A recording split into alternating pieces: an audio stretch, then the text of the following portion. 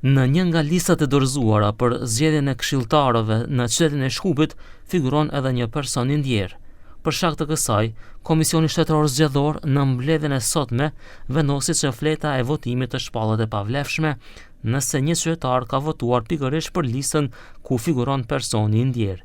Me një zëri anëtarët e KSZ-s vendosën të anulojnë këtë listë për Këshillin, duke pasur parasysh se ky informacion u zbulua vonë, pra pas përcaktimit të listave, lista e dorëzuar nuk mund të hiqet nga fleta e votimit pasi materiali zgjedhor tashmë është shpërndar. Бидејќи оваа информација е доцна откриена, гласачките ливчиња се веќе отпечатени, процесот не може и дистрибуирани, процесот не може да запре, односно не може да се ограничи правото на глас на граѓаните. Затоа во оваа одлука даваме и соодветно упатство како да се постапува со евентуално дадените гласови за оваа листа на кандидати, односно избирачките одбори и комисии ќе ги сметаат таквите гласачки ливчиња за неважечки.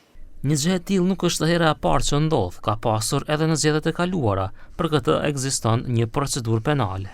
Таков случај се појави и минатата година, меѓутоа ние преземавме мерки и листата ја отфрливме, бидејќи тој не беше запишан во избирачкиот список.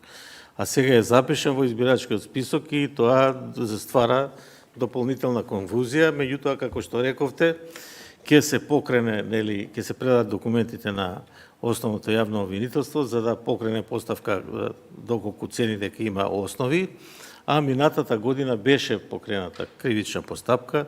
Мислам дека уште се води, не знам до кај, меѓутоа за овие вакви случаи е предвидена водење на кривична постапка. Sigurisht, KSZ ka thirrur prokurorin të verifikojë të gjitha informacionet dhe nëse ka bazë të fillojë procedurë. Kjo nuk ishte vetëm një problematik për të cilën diskutoi KSZ.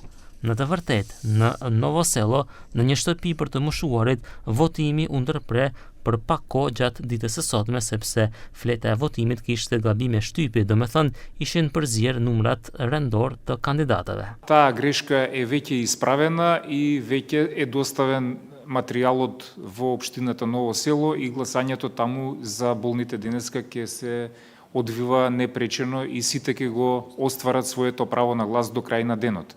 Në vendet e tjera ku ishte parashikuar votimi për persona të pafuqishëm dhe të sëmur, votimi është zhvilluar pa problem dhe nuk ka pasur vërejtje nga asnjë komisioner komunal. Rezultatet e votimit të sotëm do të publikohen nesër pas përfundimit të raundit të parë të zgjedhjeve lokale së bashku me fletët tjera të votimit.